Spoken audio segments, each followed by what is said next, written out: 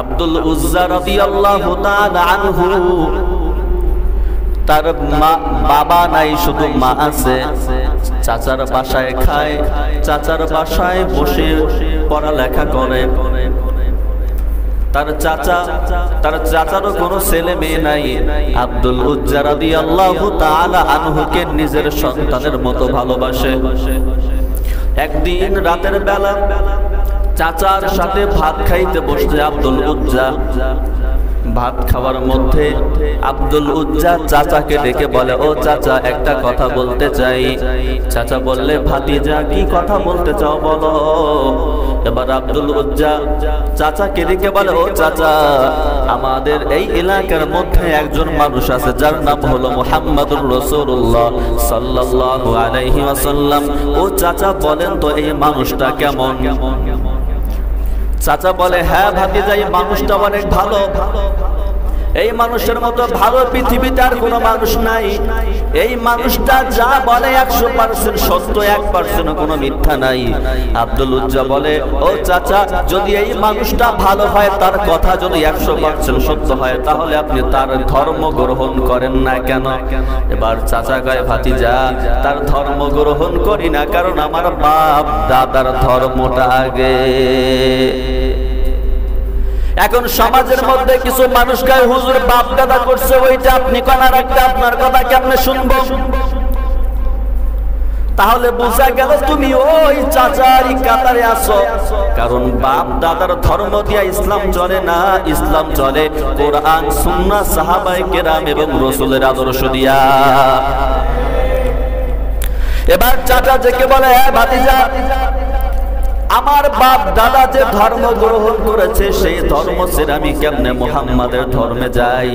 এবার আব্দুল উজ্জা চাচাকে ডেকে বলে, চাচা রে, আপনি তো নিজের মুখে স্বীকার করেছেন মুহাম্মদ একজন সত্যবাদী, মুহাম্মাদের সমস্ত কথাগুলো সত্যি। ও চাচা, আমি মুহাম্মাদের ধর্ম গ্রহণ করতে চাই। ও নবীর উম্মত, শোনো, সাহাবায়ে কেরামদের পথ কেমন এটা বোঝাবার জন্য ঘটনাটা ধরেছি, ভালো করে শোনো।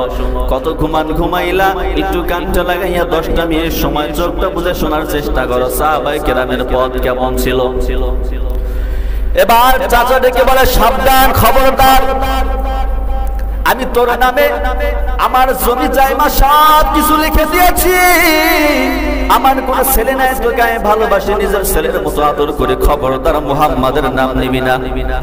এবার আব্দুল উজ্জা কয়, চাচা সাবধান, আমি আপনাকে সম্মান করি, তবে মুহাম্মাদুর রাসূলুল্লাহর বিরুদ্ধে যদি একটু আঙ্গুল তোলেন, আল্লাহর কসম আপনি আমার চাচা হন আর বাপ হন, দেখার সময় নেই, ডাইরেক্ট শোয়াইয়া জবাই দেব। জোরে কও না আল্লাহু আকবার। নবীর আদর্শের বিরুদ্ধে কথা বললে কে নেতা, কে মন্ত্রী, কে বাবা, কে চাচা দেখার সময় নাই। নবীর আদর্শের বিরুদ্ধে কথা বললে কে মন্ত্রী, কে এমপি দেখার সময় নাই। আমার নবী শ্রেষ্ঠ নবী, তুমি তোমার ধর্ম নিয়ে থাকো, তুমি তোমার কাজ নিয়ে থাকো।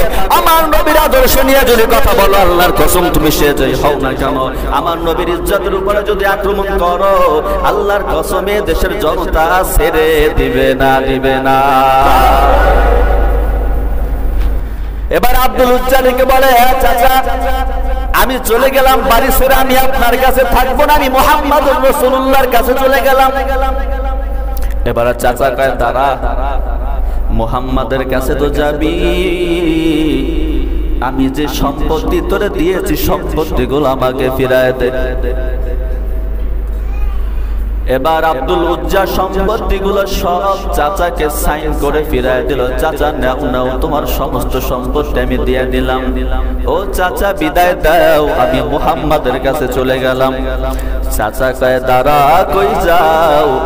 মুহাম্মাদের কাছে যাও, সম্পত্তি দিছিস, আরো তো কিছু আমি তোর কাছে পাই, সেগুলোও দিয়া যা।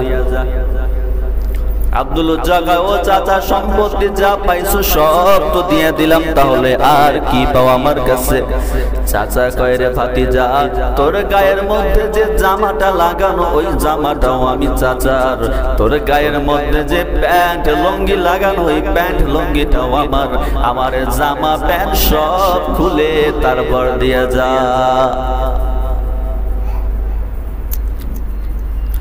আব্দুল উজ্জা কয়, ও চাচা আমি তখন বড় হয়ে গেছি, আমি যদি আমার প্যান্ট খুলে আপনাকে দিয়ে দিই চাচা আমার লজ্জা বের হয়ে যাবে, আমাকে মানুষ নিন্দা করবে, চাচা আমি কেমনে মদিনায় নবীর কাছে যাব? চাচা কয়, আমি বুঝি না হয় মোহাম্মদকে সার, না হয় আমার প্যান্ট জামা খুলে দে।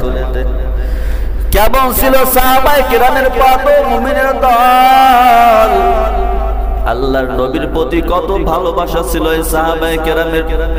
আব্দুল উজ্জা জামাটা খুলে দিয়ে দিছে, প্যান্টটাও খুলে চাচার হাতে দিয়ে দিছে, নিজে উলঙ্গ হয়ে উলঙ্গ অবস্থায় মায়ের দরজার কাছে টোকা দিছে, ও মা দরজা খোল, মা দরজা খোল। মা দরজাটা খুলে তাকায় দেখে ছেলের অবস্থা, মা চোখে হাত দিয়ে কয়, বাবারে এই অবস্থা কেন? সন্তান দেখে বলে, ও মা মুহাম্মাদুর রাসূলুল্লাহ ধর্ম গ্রহণ করার কারণে বাবা আমার সব কিছু খুলে নিয়ে গেছে, ও মা আমি মুহাম্মাদের কাছে চলে যাই মা, তবে এই লজ্জা নিয়ে কেমনে যাব? ও মা এক টুকরা কাপড় দাও, যে কাপড়ের জন্য আমি যাতে আমার লজ্জাটা থাকতে পারি। মা তার গায়ে থেকে একটা চাদর ছিল গায়ে পেঁচানো, চাদরটা টান দিয়ে ছিঁড়ে মায়ের গায়ে অর্ধেক লাগাইয়া মায়ের লজ্জা নিবারণ করে, আর ছেলেটাকে বলে, নে বাবা নে, আমার কাছে দামি কোনো কাপড় নাই, আমি মায়ের গায়ে একটু চাদর ছিল অর্ধেক চাদর তুই নিয়ে যা। আব্দুল উজ্জা চাদরটা নিয়ে মদিনার পথে রওনা, পিছন থেকে ছেলেরা দেখা কত নোংরা নোংরা কথা কয়, কত চেঁচাচেঁচি করে, কত খারাপ কয়।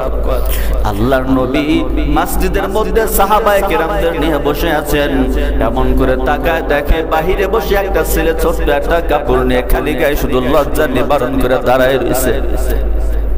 আল্লাহর নবী ডাক দিছে, বাবাকে আসো,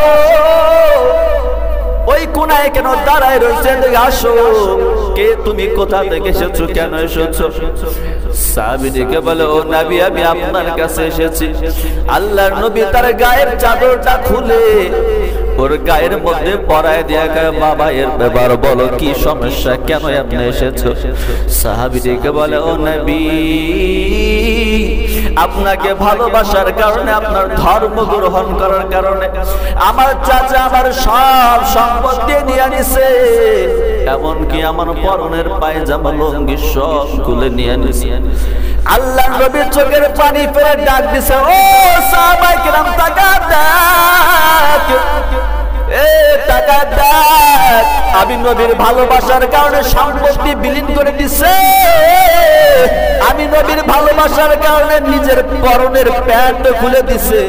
ও সাহাবায়ে কেরাম তাকায় দেখ, আমি নবীকে পাওয়ার জন্য সব কিছু বিলীন করে দিয়ে চলে এসেছে আমি নবীর কাছে। আল্লাহর নবীর চোখের পানি ফেলে আর ওই সাহাবীকে কোলের মধ্যে জড়ায় মাথা পোষায় আদর করে দেয়। আল্লাহর নবী সাহাবীদেরকে ডেকে বলে, এ সাহাবীরা আমার বাসা থেকে একটা জামা নিয়ে আসো, একটা রুমাল নিয়ে আসো। আল্লাহর নবীর বাসা থেকে একটা জামার একটা রুমাল নিয়ে ওই আব্দুল উজ্জার গায়ের মধ্যে পরায় দিছে। চিল্লা কও আল্লাহু আকবার। সমস্ত সাহাবীরা পাগল হয়ে তাকায় রইছে, কি রে হায় রে এই লোকটার কত কপাল, নবীর জামা পরছে, নবীর রুমাল পরছে, এর মতো আর কপাল কার হতে পারে? ও নবীর উম্মত, এটাই হলো সাহাবায়ে কেরামদের পথ, কেমন তারা জীবনটাকে বিলায় দিছে। ওই সাহাবী একদিন যুদ্ধে গেল, হঠাৎ করে সাহাবী অসুস্থ হয়ে পড়লো। আল্লাহর নবীর কাছে খবর, ও নবী আব্দুল উজ্জা অসুস্থ হয়ে পড়ছে। আল্লাহর নবী কয়, কোন আব্দুল উজ্জা? বলে, ও নবী যেই ছেলেটা আপনার জন্য সম্পত্তি সব কিছু ত্যাগ করে দিছে সেই ছেলেটা। আল্লাহর নবী কয়, তাড়াতাড়ি ওর চিকিৎসা করো, যদি সুস্থ হয় আলহামদুলিল্লাহ, তাড়াতাড়ি বেশি বেশি করে চিকিৎসা করো, খেদমত করো, কারণ আমি আব্দুল উজ্জাকে এত ভালোবাসি। আমি আব্দুল উজ্জাকে বড় মন থেকে ভালোবাসি। আব্দুল উজ্জাকে চিকিৎসা করার জন্য সাহাবীরা পাগল হয়ে গেছে। কিছুক্ষণ পরে আব্দুল উজ্জা মারা গেছে। আল্লাহর নবীর কাছে খবর, ও নবীজি আব্দুল উজ্জা দুনিয়া থেকে বিদায় নিয়ে চলে গিয়েছে। আল্লাহর নবীর চোখ থেকে টপ টপ করে পানি পড়ে। সাহাবায়ে কেরামরা একজন আরেকজনের কানে কানে কয়, দেখ কত সাহাবীরা মারা গেল, আল্লাহর নবী কাঁদে নাই। আজকে আব্দুল উজ্জার খবর শুনে নবীজি দেখ চোখের পানি ফেলে কাঁদতেছে।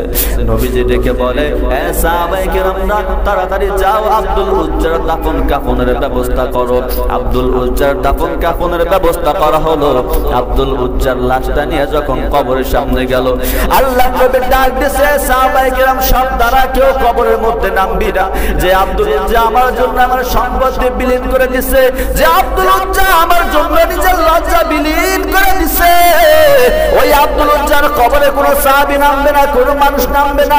ওই আব্দুল উজ্জার কবরে আমি নবী, আমি স্বয়ং রাহমাতুল্লিল আলামিন, আমি স্বয়ং নবী ওই আব্দুল উজ্জার কবরে নামবো। তাড়াতাড়ি দে আব্দুল উজ্জার লাশটা দে। আল্লাহর নবী কবরের মধ্যে নেমে আব্দুল উজ্জার লাশটাকে ধরে নিজে কবরের মধ্যে রাখলেন। পাশ থেকে সাহাবীরা চিল্লায় কাঁদে, আল্লাহ, এই আব্দুল উজ্জার কপালটা কত ভালো, কত কপালটা ভালো। মুহাম্মদুর রাসূলুল্লাহ স্বয়ং নিজে কবরের মধ্যে নেমেছে। ও আল্লাহ, এই বিচার যদি আমাদের সাথে হইতো, যদি আমার কবরে মুহাম্মদুর রাসূলুল্লাহ নামতো, এই জীবনে আর কোন আশা থাকতো না।